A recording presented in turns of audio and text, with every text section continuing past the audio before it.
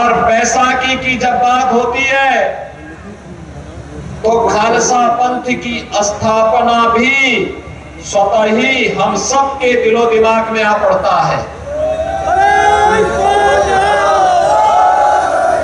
मैं इस अवसर पर सभी सिख बंधुओं को खालसा पंथ स्थापना और बैसाखी की पावन पर्व की हृदय से बधाई देते हुए आप सबके प्रति अपनी शुभकामनाएं देता हूं। बहनों और भाइयों, यह क्षेत्र हमारे अन्नदाता किसानों के देश से अत्यंत महत्वपूर्ण क्षेत्र है। यहां का परिश्रमी किसान अपने परिश्रम से, अपने पुरुषार्थ से यहां की धरती माता से सोना उगलने का काम करके देश के पेट को भरने का कार्य करता है, लेकिन उसके परिश्रम और उसके पुरुषार्थ की पिछली सरकारों ने कोई कीमत नहीं समझी और इसीलिए तो पहेड़ी को कहा जाता है ये इतिहास के परिवर्तन की धरती है, इतिहास को परिवर्तित करके रख देता है। बहुत बार ऐसे अवसर आए हैं जब पहेड़ी का निर्णय लोगों के लिए कौतूहल और आश्चर्य का विषय बना रहा। और बहनों और भाइयों, मैं बार बार यहां आने का प्रयास करता था। पिछली बार भी मैं छत्रपाल सिंह जी के लिए सभा करने के लिए आ रहा था, मूसलाधार बारिश हो गई, आ नहीं पाया। आज मैंने पहले से ही मुहूर्त तय किया, मैंने कभी जैसे भी हो लेकिन मुझे पहेड़ी जरूर जाना है। और बहनों भाइयों, आज मैं आपके बीच आया हूं, मुझे आपके बीच आकर के अत्यंत प्रसन्नता की अनुभूति हो रही है। आपके उत्साह को देख करके मैं विभूत हूं, मैं आपका हृदय से अभिनंदन करता हूं। बहनों और भाइयों, आज हम सब एक नए भारत का दर्शन कर रहे हैं। एक नया भारत, जिस भारत में दुनिया में 140 करोड़ लोगों का जहां सम्मान हो, दुनिया जिसको सम्मान की निगाहों से देख रही है। ये नया भारत अपनी सुरक्षा को भी, अपनी सीमाओं की सुरक्षा करना भी जानता है, अपने 140 करोड़ लोगों को सुरक्षित रखना भी जानता है। ये नया भारत जहां पे विरासत के कार्यों को भी प्राथमिकता के आधार पर आगे बढ़ाने का कार्य होता है और साथ साथ विकास के बड़े बड़े प्रोजेक्ट आगे बढ़ते हैं। हाईवे बन रहे हैं, रेलवे की बड़ी बड़ी परियोजनाएं आगे बढ़ रही हैं, मेडिकल कॉलेज बन रहे हैं, IIT, IIM बन रहे हैं और नए नए उद्योग बन रहे हैं। एक मेगा फूड पार्क का काम आपके इसी बड़ी पहेड़ी विधानसभा क्षेत्र में हो रहा है। बहनों और भाइयों, विकसित उत्तर प्रदेश चाहिए और विकसित उत्तर प्रदेश के लिए, बहनों और भाइयों, विकसित उत्तर प्रदेश के लिए विकसित बरेली भी चाहिए, विकसित पीलीभीत भी चाहिए। और विकसित पीलीभीत और विकसित बरेली के लिए कमल का फूल चाहिए, कमल का फूल।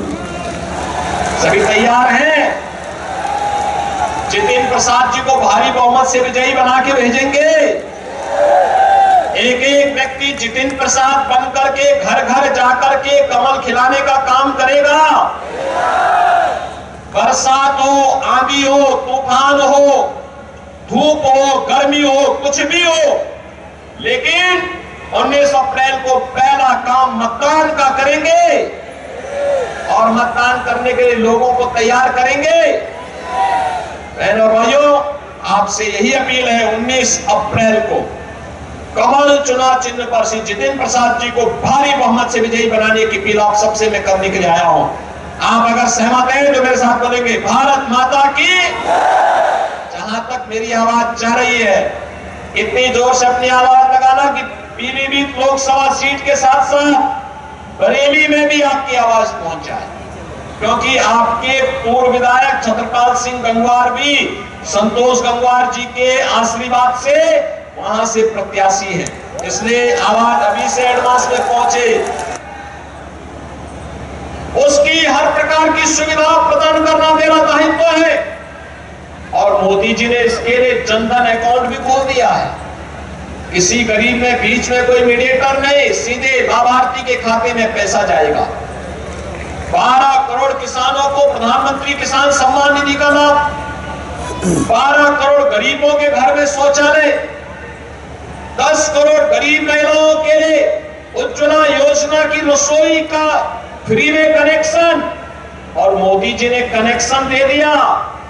और दान में तड़के का काम यूपी गवर्नमेंट कर रही है। होली और दीपावली के अवसर पर फ्री में भरवा रसोई हर परिवार को उपलब्ध करवा रहे हैं। बहनों और भाइयों, 4 करोड़ गरीबों के मकान बन गए, 2.5 करोड़ गरीबों के घर में बिजली का उजियारा भी पहुंचा दिया गया। हर घर नल की योजना भी साकार हो रही है। और कहीं पे मेगा फूड पार्क बन रहा है, कहीं पे आईटी पार्क बन रहा है, कहीं पर कोई अन्य विकास की बड़ी बड़ी परियोजनाएं ला करके लोगों के जीवन को सरल और सुगम बनाने के साथ साथ नौजवानों के लिए आजीविका का प्रबंध हो रहा है। जब एक जैसी सरकारें होती हैं, अच्छे लोग चुन करके जाते हैं, तो बहनों और भाइयों उसका परिणाम भी अच्छा ही आता है। आपने मोदी जी को वोट दिया, आपने कमल चुनाव चिन्ह पे वोट दिया, तो विकास हो रहा है, सुरक्षा का वातावरण है, बेहतर वातावरण है। और चिंता मत करिए, मैं आज आपसे कहने के लिए आया हूं, जो भी भूमाफिया सार्वजनिक जमीनों पर कब्जा करेगा, चाहे वह रामलीला की भूमि हो और चाहे कोई गरीब या व्यापारी या किसी सामान्य नागरिक की भूमि, उसको लेने के देने पड़ेंगे। अगर किसी ने भूमाफिया बन करके किसी गरीब की किसी सार्वजनिक भूमि पे कब्जा किया, तो ब्याज सहित उसकी वसूली भी होगी। और वसूली होकर के फिर उनकी संपत्तियों को भी हम गरीबों को आवास बनाने के लिए वैसे करेंगे जैसे प्रयागराज में हमने किया था। बहनों भाइयों, आज मैं बहेड़ी के अपने सभी मतदाताओं को इस बात के लिए आश्वस्त भी करता हूं, पिछले 7 वर्ष में हम लोगों ने गन्ना किसानों की गन्ना समस्या का, चीनी मिलों की समस्या का समाधान करने का भरपूर प्रयास किया। बहनों और भाइयों, 120 चीनी मिलें हम चला रहे हैं। 120 में से 105 चीनी मिल ऐसे हैं जो एक सप्ताह के अंदर भुगतान कर रही है।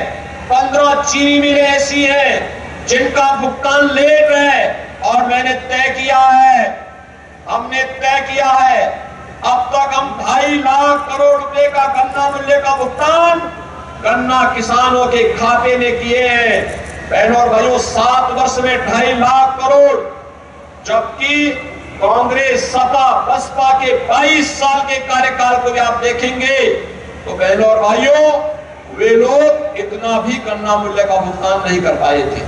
लेकिन हमने तय किया है, जो चीनी मिलें गन्ना मूल्य का भुगतान समय पे नहीं करेंगी, हम किसानों को उसका मालिक बनाएंगे। अन्नदाता किसान, गन्ना किसान ही वहां की कोऑपरेटिव बना करके उन चीनी मिलों को संचालित करेगा। एक एक पाई का हिसाब लेंगे, किसी का एक पैसा डूबेगा नहीं। बहनों और भाइयों, हम समस्या नहीं लेते, हम समाधान पे विश्वास करते हैं। और आपने देखा होगा, उत्तर प्रदेश के अंदर हमने सुरक्षा का बेहतर वातावरण भी दिया, विकास के बड़े बड़े कार्यक्रमों को आगे बढ़ाया। बरेली में तो पहले हर महीने दंगा होता था, और आज दंगाई जो है जान की भीख मांगते हुए फिरे जा रहे हैं। बहनों और भाइयों, अब ये नहीं हो पाएगा कि दंगा भी कराएंगे और फिर किसी पार्टी से जाकर के जबरदस्ती हम लोग फतवे जारी करके अव्यवस्था पैदा भी करेंगे। अब ये कतई स्वीकार नहीं। नए भारत का नया उत्तर प्रदेश पूरी मजबूती के साथ आपके साथ खड़ा है, आपकी सुरक्षा के लिए खड़ा हुआ है।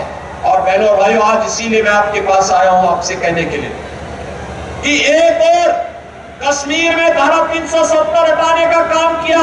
क्या ये काम सपा बसपा के लोग या कांग्रेस के लोग कर पाते? बहनों और भाइयों, 3 तलाक की कुप्रथा को क्या कांग्रेस और सपा बसपा के लोग समाप्त कर पाते?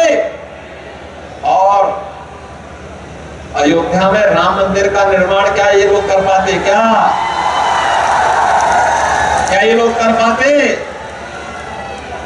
बहनों और भाइयों, आप मुझे बताओ कितने लोग अयोध्या गए? रामलला के विराजमान होने के बाद कितने लोग गए? बहनों और भाइयों, मैं आपसे कहूंगा, पीलीभीत में तो चुनाव 19 अप्रैल को ही है। 19 अप्रैल के बाद पदाधिकारियों को छोड़कर के शेष लोग खेती बाड़ी से जब वक्त करने गए तो अयोध्या एक बार जाकर के देख के आइए। कितनी सौभाग्यशाली है हमारी पीढ़ी। 500 वर्षों का इंतजार आज अयोध्या में समाप्त हुआ। रामलला का विराजमान हुआ है। आज अब अयोध्या धाम जाएंगे, आपको लगेगा जैसे त्रेता युग में साक्षात राम इस धरा पर उतर करके हमें अपना आशीर्वाद प्रदान कर रहे हैं। बहनों और भाइयों, यह काम भी केवल भाजपा कर सकती है। कांग्रेस और सपा बसपा के लोग तो कहते थे राम और कृष्ण हुए ही नहीं। इनके समय में तो दंगे होते थे, कभी बरेली में, कभी सहारनपुर में, कभी किसी और जगह, लगातार दंगे पे दंगे होते थे। और माफिया अपने गले का हार बना करके लोग प्रदेश को लूटने के लिए चलते थे। बहनों और भाइयों, आज आप देख रहे होंगे माफिया की क्या दुर्गति हो रही है। माफिया अपने गले में तख्ती लटका के घूम रहे हैं और एक ही बात की गुहार कर रहे हैं कि ठेली लगा करके सब्जी बेच करके पेट भर दूंगा, लेकिन जान बकस दो एक बार बस। जो लोग पहले आम जनता की जान के लिए खतरे बने हुए थे, जिन लोगों ने बेटी और व्यापारियों की सुरक्षा के लिए खतरा पैदा किया था, आज वे जान की भीख मांगे मांगे घूम रहे हैं। और कुछ लोग पहले ही अपने कर्मों की सजा पा चुके हैं और कुछ लोग भयभीत होकर के ही जहन्नुम की यात्रा में भी जा रहे हैं। और बहनों भाइयों, इसीलिए हमारे सुरक्षा का जो वातावरण है, कर्फ्यू मुक्त वातावरण है, दंगा मुक्त वातावरण है, विकास और समृद्धि की नई ऊंचाई तक बढ़ाने का, विकास और विरासत को आगे बढ़ाने का जो कार्यक्रम है, समृद्धि और संस्कृति के संवर्धन का जो अभियान चल रहा है, ये नए भारत की इस तस्वीर को प्रस्तुत करेगा जो प्रधानमंत्री मोदी जी के विकसित भारत की संकल्पना को साकार करता है।